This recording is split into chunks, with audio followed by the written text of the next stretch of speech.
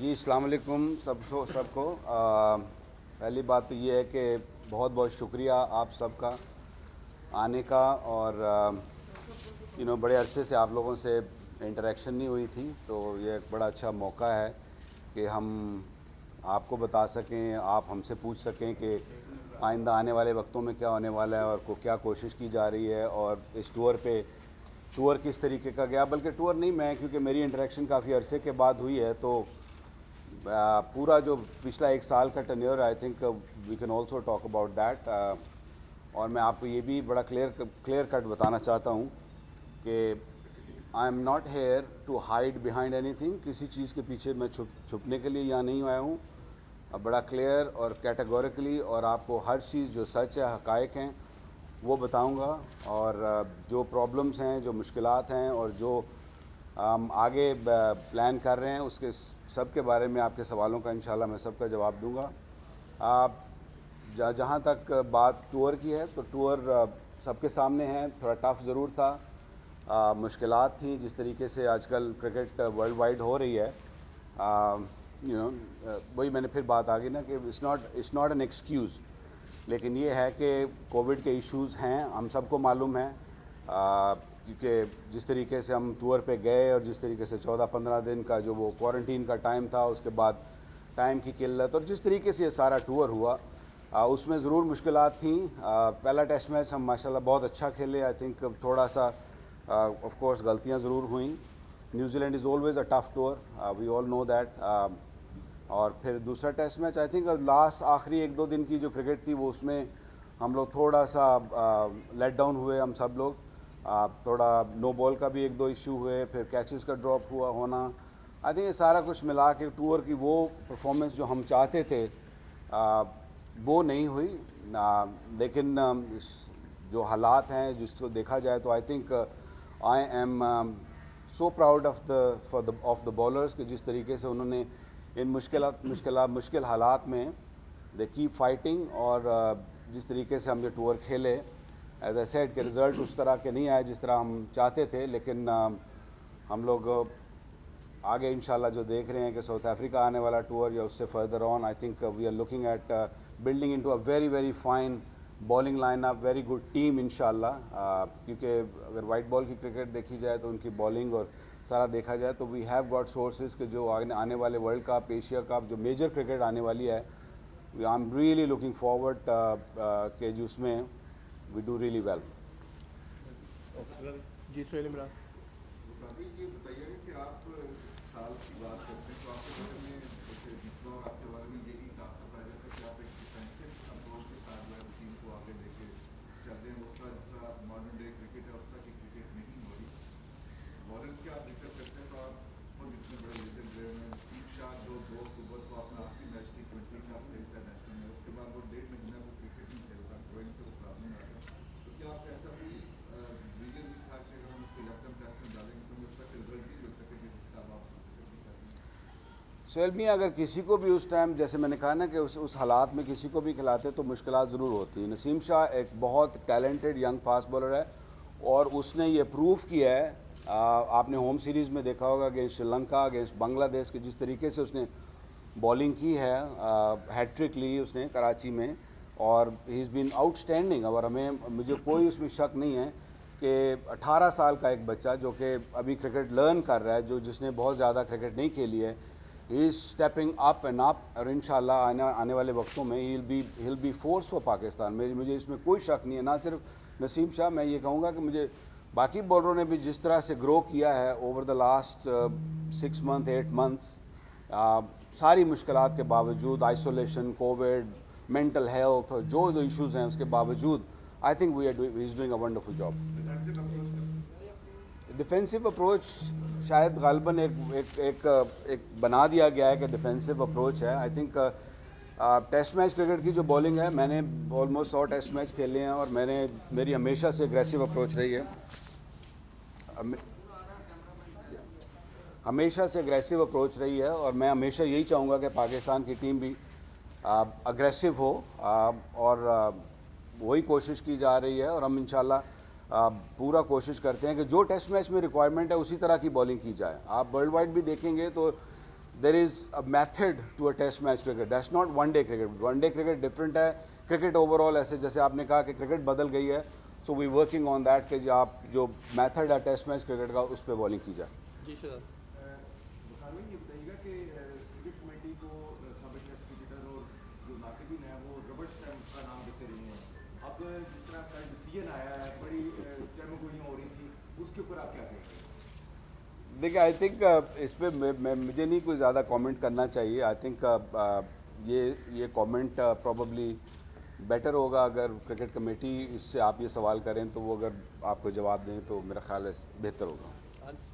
वकार भाई, खबरें चल रही हैं कि हेड कोच से जो है प्लेइंग 11 में उनकी जो राय है वो जो है ख़त्म कर दी गई है, उनको इख्तियार ले लिया गया है। तो ये जो है वो सिर्फ कोचेस को ट्रेनिंग तक महदूद कर दिया गया है। तो न्यूजीलैंड सीरीज़ में क्या हुआ था और आगे जो साउथ अफ्रीका है तो उस सीरीज़ में ये जो है अमल होगा इस पर? देखिए ये खबरें चल रही हैं ना, आपने खुद ही जवाब दे दिया कि खबरें चल रही हैं, अभी इसमें कोई मैच्योरिटी नहीं है इस बात में। और मेरा नहीं ख्याल इतना पैनिक करने की ज़रूरत है। हम सब पाकिस्तान के लिए और पाकिस्तान की बेहतरी के लिए काम करते हैं और करना चाहते हैं और करेंगे इंशाल्लाह। तो जो खबरें हैं वो खबरों की हद तक ही रहें तो बेहतर है, जब तक कोई मैच्योरिटी ना आए। एक सेकंड अच्छा भाई।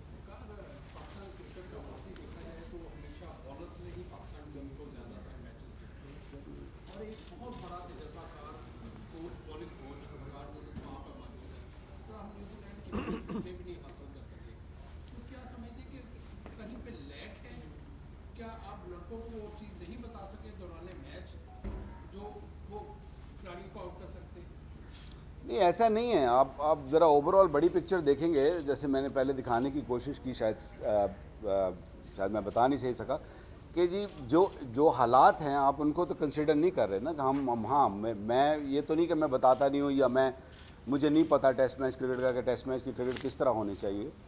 बिल्कुल पूरी तरह इन्फॉर्म किया जाता है, हर चीज़ होती है, बट सर्कमस्टांसेस ऐसे हैं कि उतनी प्रेपरेशन जितनी होनी चाहिए थी उतनी प्रेपरेशन नहीं हो सकी। अगर आप देखें ना कि 14 दिन का जो कोविड टाइम था, इट इज़ नॉट ईजी। और मेडिकली भी प्रूवन है ये कि अगर आप एक दिन कमरे में बंद रहते हैं, आई डोंट नो कि आप में से किसी ने भी 14 दिन का क्वारंटीन अभी तक किया या नहीं किया, लेकिन इट इज़ टफ है ना। मैं तो 2 दफ़ा तकरीबन कर बैठा हूँ, तो it is very very difficult. और मेडिकली प्रूवन है कि अगर आप एक दिन कमरे में बंद रहते हैं तो आपको 2 दिन के मसल वेस्टेज होती है। और ये तो they are the top athletes, they needs to be training every day. So उसकी वजह से भी कुछ ऐसे इशू आए हैं जो हम नहीं जीत सके। बुखार भाई, आपके बारे में कहा जा रहा है कि जब टीम हारी थी आप ऊपर अपनी फैमिली को मिलने आ रहे, और दूसरा ये कि मोहम्मद आमिर ने बड़े सख्त इंतजाम आप लोग वारिस कर दिखाए, तो क्या हमारे मैं ये तो इस पर तो बहुत मेरा ख्याल है गलत बात है ये कहना कि मैं टीम को छोड़ के आ गया, क्योंकि मैं पिछले ये याद रहे कि पिछले 7 महीने से मैं अपनी फैमिली को नहीं मिला। और मैंने ये बहुत पहले ये बात क्रिकेट बोर्ड को बता चुका था और उनसे ये परमिशन ले चुका था कि सेकंड टेस्ट में अगर मुझे ऑफ मिल जाएगा तो मैं फैमिली के साथ थोड़ा सा टाइम गुजार सकूँगा। और याद रहे कि cricket is not the end of the world. आपको दुनिया में और भी और ज़िंदगी में और भी चीज़ें हैं जो इम्पोर्टेंट होती हैं। तो I think that was the reason कि मैं आया। और इसमें कोई ऐसा हरगिज़ नहीं है कि मैं टीम को ना कभी पहले छोड़ के गया और ना कभी आइंदा छोड़ के जाऊंगा। ये टीम मुझे बहुत अजीज़ है। मैंने हमेशा पाकिस्तान टीम के लिए बेस्ट करने की कोशिश की है, as a player, as a कप्तान, एज अ कोच। जब भी मुझे अपॉर्चुनिटी मिली है, I have tried my level best to take this Pakistan team forward. और जहाँ तक आमिर का सवाल है, बड़ा मुझे तकलीफ़ और दुख हुई और बड़ा अनफॉर्चुनेट है कि जिस तरीके से उन्होंने ये सारे बयानात दिए और जिस तरीके से एग्ज़िट उन्होंने क्रिकेट में से किया। I think is a wonderful cricketer, इसमें कोई शक नहीं है उसमें।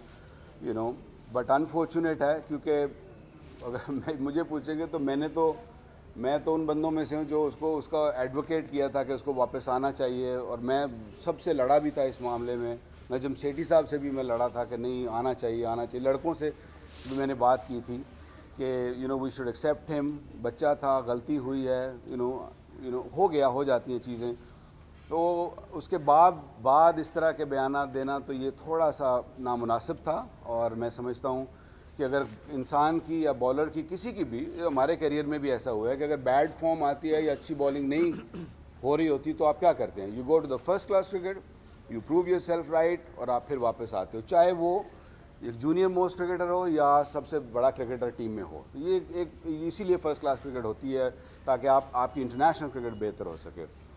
तो तकलीफ बात थी, अनफॉर्चुनेट वे कि जिस तरीके से एग्ज़िट किया है उसने, और बाकी सारी चीज़ें मेरा ख्याल है मिसबा ने काफ़ी बेहतरी से एक्सप्लेन कर दिया, and I have got the same mind set about that. Sheikh sir.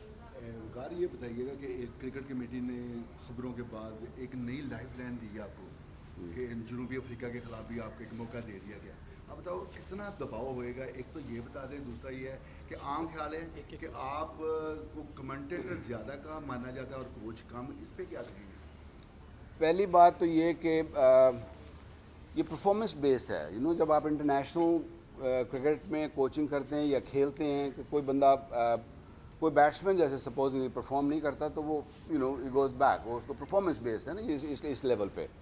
तो इसी तरह कोचिंग भी परफॉर्मेंस बेस्ड है, यू नो, अगर परफॉर्मेंस होएगी, आप अच्छा करेंगे तो आपको आगे आगे अपॉर्चुनिटी मिलती चली जाएगी, और हम भी यही कोशिश कर रहे हैं कि ये हो। और ये बड़ा अच्छा था कि ये क्रिकेट कमेटी ने, मेरा तो पहला इत्तेफाक था क्रिकेट कमेटी के सामने, ये ऑल्दो मैंने हेड कोच की जॉब भी एक दो दफ़ा की है पहले भी, मेरा पहला इत्तेफाक था उनके साथ बात करने का, मिलने का, और मुझे तो बड़ा अच्छा लगा। वो इसलिए अच्छा लगा कि क्रिकेटर्स ने बैठ के क्रिकेट की बात की, क्रिकेट की इम्प्रूवमेंट की बात की, क्रिकेट की बेहतरी की बात की, अच्छे सवालात हुए जैसे आप कर रहे हैं, इसी तरह उन्होंने भी मुझे सवालात किए और मैंने उनके ओपन जवाब दिए और बड़ी अच्छी डिस्कशंस हुई। और मैं चाहूँगा कि ये इस तरह की क्रिकेट कमेटी की जो मीटिंग्स हैं ये आइंदा भी होती रहें, यू नो, उसमें ये नहीं कि मैं हूँ या कोई हो, जो भी हो, आइंदा भी होनी चाहिए और रेगुलर बेसिस पे होनी चाहिए, ताकि क्रिकेट की बेहतरी के लिए क्रिकेटर्स बैठकर अच्छा क्रिकेट के लिए फ़ैसले कर सकें और क्रिकेट की बेहतरी के लिए बेहतर कर सकें। दबाव होएगा पे? दबाव तो सारी ज़िंदगी मैंने लिया है, ये कोई नई बात नहीं होगी। भाई ये बताइएगा कि जिस तरह परफॉर्मेंस रही है जनूबी अफ्रीका के खिलाफ बॉलर्स की, न्यूजीलैंड के खिलाफ, तो जनूबी अफ्रीका सीरीज होने जा रही है जी जी। तो आप प्रियंका बॉलिंग कोच जो है वो समझते हैं कि टीम में बॉलिंग चेंजिंग जो है होनी चाहिए? दूसरा ये बताइएगा फास्ट बॉलर्स बड़े डिमोटिवेट नजर आ रहे हैं, जिस तरह जुनैद खान को पीएसएल में सेलेक्ट नहीं किया गया, एहसान आदिल की जानब से भी एक ट्वीट आया, तो इसका कितना जो है वो डोमेस्टिक क्रिकेट में नुकसान हो रहा है कि प्लेयर्स जो है बड़े डिमोटिवेट नजर आ रहे हैं जब उन्हें सेलेक्ट नहीं किया जाता? देखिए, पीएसएल का मैं नहीं जवाब दे सकता क्योंकि that's purely franchise based selection होती है और इसे शॉर्ट टूर्नामेंट होता है, उनकी अपनी मजबूरियाँ या उनका अपना थॉट प्रोसेस होता है कि वो किस तरीके से अपने प्लेयर्स को सेलेक्ट करते हैं। दूसरा सवाल क्या था जी? जनूबी अफ्रीका के लिए बॉलिंग में कोई चेंजिंग जो है वो चाहेंगे? वो अभी देखिए, जो नई सिलेक्शन कमेटी आई है वो ऑफ कोर्स डिसाइड करेंगे, अगर मशवरा करेंगे तो ज़रूर उनको हम मशवरा देंगे कि क्या होना चाहिए क्या नहीं होना चाहिए। अब बाकी at the end final verdict उनका होगा, जो भी होगा इंशाल्लाह पाकिस्तान की बेहतरी के लिए होगा। बाकी 2002 में जब आप ऑस्ट्रेलिया के खिलाफ कप्तान थे, शारजा में एक दिन में पाकिस्तान 2 दफ़ा 60 का हुआ था, शायद तब भी इतनी तनकीद नहीं हुई थी जितनी इस न्यूजीलैंड टूर पे आप पे हुई कि आप स्कूल की कोचिंग के लिए भी कोई न रखे। इस पर क्या कहेंगे आप? खैर मैं क्या कहूँ इस पर, जिसने भी ये बात की है, आई मीन मैं उसको क्या कुछ नहीं कहना चाहता, क्योंकि मैं I am more focused on what I need to do, और जो मेरा काम है मैं उस पर फोकस हूँ। नो, क्रिकेट में होता है, क्रिकेट में हार जीत होती रहती है। हम जब जीतते हैं तो शायद वही लोग बिल्कुल खामोश हो जाते हैं, निकलते नहीं हैं। अनफॉर्चुनेट है कि पाकिस्तान में एक ऐसा नैरेटिव बन गया हुआ है कि हम उसी वक्त बाहर आते हैं और उसी वक्त इस तरह के बयानात देते हैं जब टीम थोड़ा सा नीचे जा रही होती है। तो इंशाल्लाह ये वक्त आने वाला है आगे इंशाल्लाह, जब ऊपर। आपके साथ तो नुकसान नहीं, मुझे कोई दुख नहीं हुआ। मैं आई एम नॉट बॉदर्ड, क्योंकि मैं इस तरह की जो यू नो बातें होती हैं उस पर मैं गौर नहीं करता हूँ। जी, सबसे ऊपर एक क्वेश्चन प्लीज़ करिएगा क्योंकि टाइम है। जी खान साहब प्लीज़, और रिपीटिशन ना ये पाकिस्तान में अजीब कल्चर है कि कोई टीम अगर हारे तो फ़ौरन कहा जाता है कि कोच रिजाइन दे दे। जी, क्या आप समझते हैं कि खिलाड़ियों को कोई बात नहीं करता कि उससे परफॉर्मेंस सही नहीं हुई, तो क्या आप समझते हैं कि कल्चर को चेंज होना चाहिए? पाकिस्तान क्रिकेट बोर्ड को भी इस बारे में संजीदगी से सोचना चाहिए। आई थिंक यू नो, जैसे आपने कहा ना कि कोचेस फ्रंट लाइन में आ जाते हैं, तो मैं ये समझता हूँ कि क्रिकेट, क्योंकि एक किसी को जब जिम्मेदारी दी जाती है तो उसको ऑफ कोर्स उसको टाइम और अपॉर्चुनिटी उतनी देनी चाहिए। क्रिटिक्स को ज़रूर बोलना चाहिए, क्योंकि क्रिटिक्स नहीं बोलेंगे तो हमारी बेहतरी नहीं होगी, हमें पता नहीं चलेगा कई खामियों का, तो हम नोट नहीं कर सकेंगे। तो मैं ये समझता हूँ कि अपॉर्चुनिटी ज़रूर मिलनी चाहिए और कंप्लीट मिलनी चाहिए। तो जैसे जैसे बाकी इदारों में, सियासत में जैसे होता है कि आपको टेन्योर है, you should get that opportunity and try to get the best. Abu Bakar. India Australia के दौरे पर मौजूद है, आपने भी एक कैरियर का एक बड़ा हिस्सा ऑस्ट्रेलिया में खेल के गुजारा, टीम के साथ भी अपने कोचिंग कैरियर में भी, और अब आप वहाँ पे रह भी रहे हैं। जिस किस्म का रेसिज्म उनको फेस करना पड़ रहा है इंडियन टीम को, और जिस तरह का हॉस्टाइल किया जा रहा है ऑस्ट्रेलियन अवाम की तरफ से, आपने कभी इस तरह का रेसिज्म फेस किया ऑस्ट्रेलिया में रहते हुए या कभी खेलते हुए? अबू बकर, ये मैंने एक्चुअली टू बी ऑनेस्ट इस खबर को मैंने सुना भी नहीं, पढ़ा भी नहीं जो आप बात कर रहे हैं, तो I am sorry I can't answer.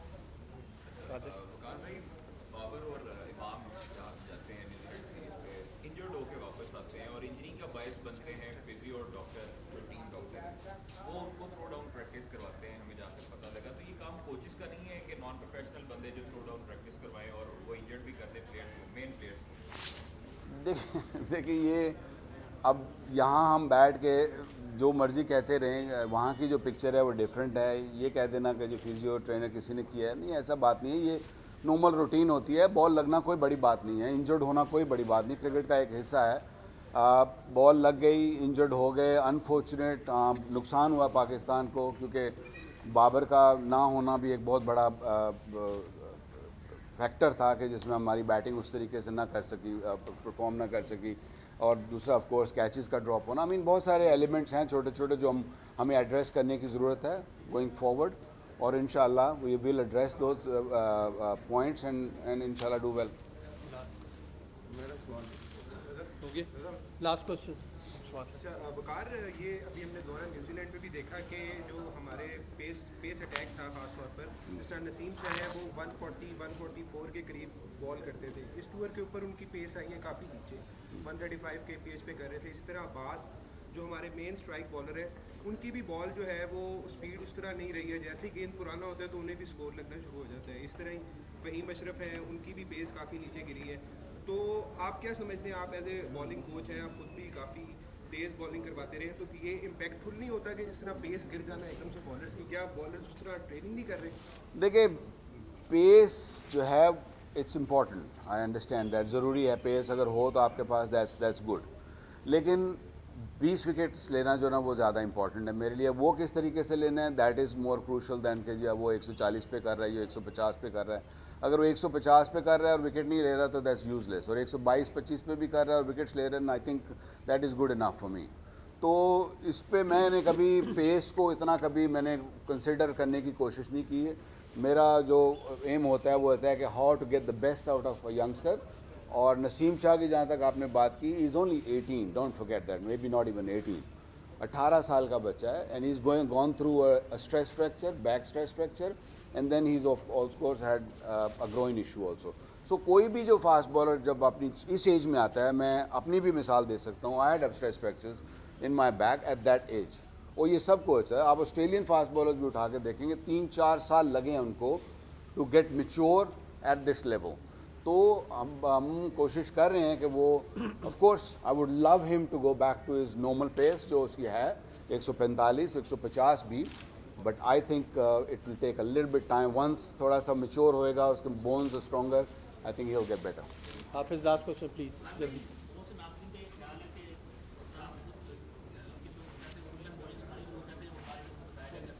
जी जी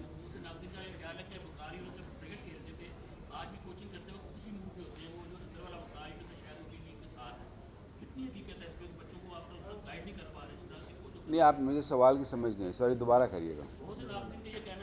वो नाकदीन कौन है, उनका नाम भी ले लेंगे तो मेरे लिए बेहतर हो जाएगा। वो आप नाम ले लेंगे तो मेरे लिए बेहतर हो जाएगा ना, आसान। जी जी जी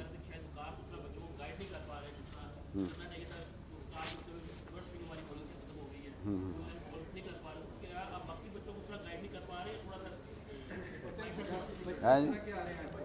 बच्चे खराब हो गए, बच्चे नहीं सही करे। नहीं बच्चे तो बहुत अच्छे हैं जी, इसमें तो कोई शक नहीं है। लेकिन ये है कि ये उनका अपना सोचने का तरीका है। आई मीन उन्होंने क्रिकेट खेली है, वो उनके कमेंट उनके हैं, ऐसी कोई बात नहीं है ना। वैसे मैंने कहा ना कि मैं दो दफ़ा हेड कोच भी रहा हूँ, बॉलिंग कोच भी रहा हूँ, तो कुछ ना कुछ तो मेरे में अच्छा है ही है, तो तभी मैं इधर खड़ा हूँ ना जहाँ मैं खड़ा हूँ। तो बैठ कर बातें करना बड़ा आसान होता है, जैसे कहा ना कमेंट्री बड़ी आसान काम है, को आप क्रिटिक्स के दूसरी साइड पे हो। तो I love my job and I think I am right on target कि जो अचीव करना चाह रहे हैं, जो वाइट बॉल क्रिकेट में, जो रेड बॉल क्रिकेट में, yes there are little bit issues जो हमें सॉल्व करने, जो मुझे सॉल्व करने हैं बॉलर्स के। इंशाल्लाह आप देखेंगे नियर फ्यूचर में यू विल सी कि वो चीज़ें बेहतर होंगी। और ये आप ही यहीं खड़े होकर सवाल कर रहे हैं कि very well done. Thank you.